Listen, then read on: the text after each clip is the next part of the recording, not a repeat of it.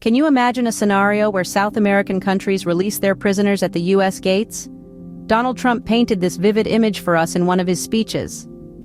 In this startling narrative, Trump put forth his belief that if he didn't secure the presidency, South American countries would begin a mass exodus of their prisoners, sending them directly to America's doorstep. A chilling image, isn't it? The former president claimed that these released prisoners would be gang members and undesirable elements that their home countries would be all too happy to get rid of. Trump didn't just stop there. He went on to criticize the Biden administration's handling of illegal immigration, suggesting that they were complicit in this supposed influx of criminals. According to Trump, these aren't just any illegal immigrants. They're people who have been released from the worst prisons in South America, and they're being sent here to the U.S. But why would South American countries do this? Trump didn't provide a clear answer, leaving us to speculate on the motives behind this alleged plan. Could it be to destabilize the U.S., or perhaps to rid themselves of their own societal problems? The former president also painted a grim picture of the future. He predicted that if the Biden administration continued to allow these immigrants into the country, the U.S. would see an uptick in crime and violence. He went as far as to say that Americans would be murdered wholesale, predicting a bloodbath. While this prediction is dramatic, it does raise questions about the U.S.'s immigration policies and their potential impact. Is there a need for more stringent vetting, or are these concerns unfounded and merely part of a larger narrative about immigration? These are questions that we, as a society, must grapple with as we navigate the complexities of immigration and national security. Imagine a world where illegal immigrants are given guns without background checks. This is another scenario that Donald Trump warns us about. Trump suggests that Democrats, in their quest for inclusion and diversity, are looking to amend the Constitution. His claim? That they want to allow illegal immigrants to freely carry firearms without any background checks, essentially disarming law-abiding citizens while arming those who entered the country illegally. This assertion comes against the backdrop of an ongoing national debate about gun control. On one side, there are those who advocate for stricter gun control laws, arguing that they can help reduce gun violence and save lives. On the other side, there are individuals and groups who staunchly uphold the Second Amendment, the right to bear arms, as an essential freedom that should not be infringed upon. Trump's claim touches on this debate, but it does so in a way that is designed to stoke fear and division. It paints a picture of a future where the very fabric of the nation is under threat, and where those who have broken the law have more rights than those who abide by it.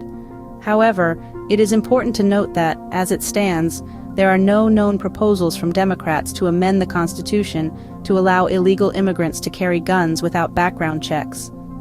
This claim seems to be more of a rhetorical tool, meant to rally support and provoke a response, rather than a reflection of any actual policy proposals. That said, Trump's statement does ring an alarm bell on the issue of gun control. It forces us to question, how far are we willing to go in our quest for gun control? What are the possible implications of stricter or looser gun laws? And perhaps most importantly, how can we ensure that the rights and safety of law-abiding citizens are protected? While this scenario seems unlikely, it does spark a conversation about gun control and its implications. Could the left be planning to instigate a civil war? This is yet another concern raised by Donald Trump. In a speech riddled with fiery rhetoric, Trump upped the ante, suggesting that the left is not just attempting to amend the Constitution to favor illegal immigrants, but is also plotting to incite a civil war. According to him, the Democrats' strategy involves filling American cities with illegal immigrants, who would then be made police officers and turned against American citizens. This claim certainly raises eyebrows. The thought of a civil war, ignited by illegal immigrants serving in our police force, is a frightening notion. While the idea seems far-fetched, it's worth considering whether there's any validity to these claims. The current political climate is one of polarization and intense partisanship. Across the nation, we see deep divides over policy, ideology, and even basic facts. This division is not just evident in our government institutions, but it has permeated our communities, our neighborhoods, and even our dinner tables. In such a climate, it's not entirely implausible to imagine scenarios of civil unrest. The Capitol riots of early 2021 were a stark reminder of how quickly political tensions can escalate into violence. However, equating the potential for civil unrest with a full-blown civil war is a significant leap. Trump's claim also hinges on the notion that illegal immigrants, once armed and given police authority, would turn against American citizens. This theory seems to disregard the fact that many immigrants come to America seeking better lives for themselves and their families. They're looking for opportunities, not conflict. Moreover, our law enforcement agencies have stringent requirements for recruitment, including citizenship status, background checks, and rigorous training. The idea that massive numbers of illegal immigrants could quickly infiltrate these ranks seems unlikely. While these claims seem far-fetched, they do reflect the deep political divide in the country. The fear and mistrust that such theories breed are indicative of the rifts in our society. Whether or not we believe in the possibility of a civil war, it's crucial to recognize the need for dialogue, understanding, and unity in these challenging times. The 2020 election was highly controversial, and Donald Trump has his own theories about what happened. The former president has repeatedly asserted that the election was stolen from him, a claim that has ignited fierce debate and scrutiny. Central to his argument is the idea that the COVID-19 pandemic was exploited to manipulate the electoral process. Trump has suggested that the Democrats used the pandemic as a pretext to change voting procedures, favoring mail-in voting, which he believes opened the door to widespread fraud. He claimed that the virus was intentionally spread to create a scenario where people would be too afraid to go to the polls, thus necessitating the shift to mail-in voting. Furthermore, Trump has accused the Democrats of launching a death-by-a-thousand-cuts strategy to steal the election. He maintains that the election was rigged in numerous ways, and that these cumulative cuts shifted the outcome in favor of his opponent. He's gone as far as to suggest that the virus itself was created and spread to remove him from office, a theory that has been widely debunked by the scientific community. The controversy surrounding the 2020 election has had a significant impact on the political climate in the United States. Trump's allegations have not only divided public opinion, but have also led to legal challenges and investigations. The fallout has been far-reaching, with the legitimacy of the election being questioned and the very foundations of American democracy coming under scrutiny. While these claims are disputed, they continue to fuel political tension in the country. The narrative of a stolen election has become a rallying cry for many of Trump's supporters, and it continues to shape the political discourse in today's America. The controversy surrounding the 2020 election serves as a stark reminder of the deep divisions that exist within the United States and the ongoing debate about the integrity of its electoral system. Are Trump supporters being unfairly targeted?